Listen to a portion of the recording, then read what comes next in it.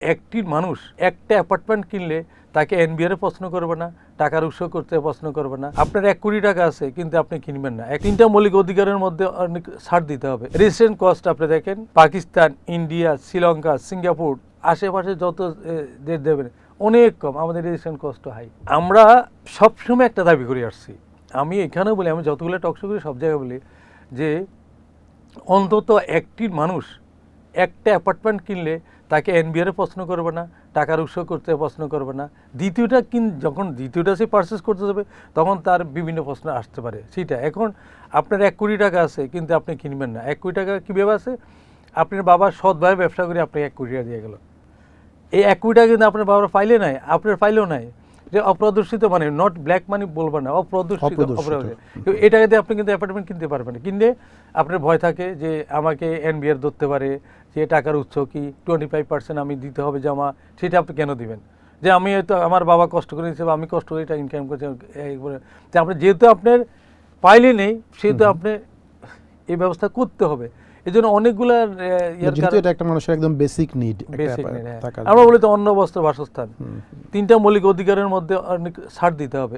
বাইরে ছাড়ও দিচ্ছে, আমাদের এখানে এই জিনিসগুলো হচ্ছে না। যেমন রেজিস্ট্রেশন কস্ট আপনি দেখেন পাকিস্তান, ইন্ডিয়া, শ্রীলঙ্কা, সিঙ্গাপুর আশেপাশে যত দেশ দেবেন অনেক কম, আমাদের রেজিস্ট্রেশন কস্ট হাই।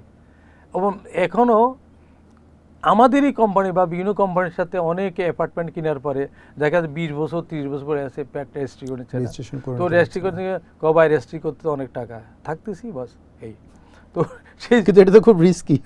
রিস্কি, ওই যে রেজিস্ট্রি করতে অনেক টাকা লাগে। আবার রেজিস্ট্রি করলে কবে যে এখন তো পাবলিক রেজিস্ট্রি আরও ভয় করে না, যে রেজিস্ট্রি করতে গেলে যদি বলে করে যে এই টাকা পয়সা টাকার উৎস কি এটা এই হতে, কিন্তু ওই আতঙ্কগুলো মানুষের ভিতরে কাজ করে। আতঙ্কগুলো দূর করতে হবে, এটা গভর্নমেন্টকে ইনিশিয়েটিভ নিতে হবে। হ্যাঁ, ইনিশিয়েটিভ নিতে হবে। গভর্নমেন্টের মধ্যে রেজিস্ট্রেশন কস্ট কমাতে, রেজিস্ট্রেশন কস্ট কমালে তো গভর্নমেন্টের লাভ, বেশি রেজিস্ট্রেশন হবে, বেশি রেভিনিউ, বেশি রেজিস্ট্রেশন হবে। রেজিস্ট্রি অফিস এতে বর্তমানে সরকার আসার পরে এখন তো রেজিস্ট্রি অফিসটা ফাঁকা। এখন তো দেশে তো বেচা কিনে কমে গেছে, সব নতুন করে ইনভেস্ট হচ্ছে না, নতুন প্রোডাক্ট বিক্রি হচ্ছে না। তা এখন এই মুহূর্তে কিন্তু রিয়েল এস্টেটের এটা ভালো, অ্যাপার্টমেন্টের এটা ভালো, অ্যাপার্টমেন্টের চাহিদা আছে, অ্যাপার্টমেন্ট বিক্রি হচ্ছে। এদিক দিয়ে কিন্তু আবার একটু আছে মানুষ, মানে সবাই তো ওই যে মানে একটু হলেও কিছু একটা কিন্তু ভয় পাচ্ছে।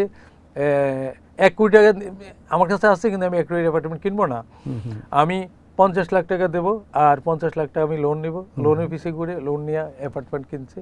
কিন্তু প্রোডাক্টটি আসতে হবে যেভাবে বাজার জমে ওঠার কথা এই মুহূর্তে সেইভাবে দেওয়া যাচ্ছে না। আর আমরা সবসময় আরেকটা কথা বলে থাকি যে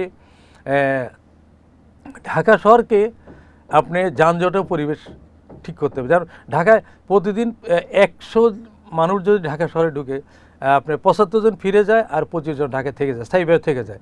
মনে করেন রংপুরের নোয়াখালীর একটা ভদ্রলোক, সে প্রাইমারি স্কুল টিচার, তার কিন্তু প্রভিডেন্ট ফান্ডের টাকার জন্য তাকে ঢাকা আসতে হয়। কেন?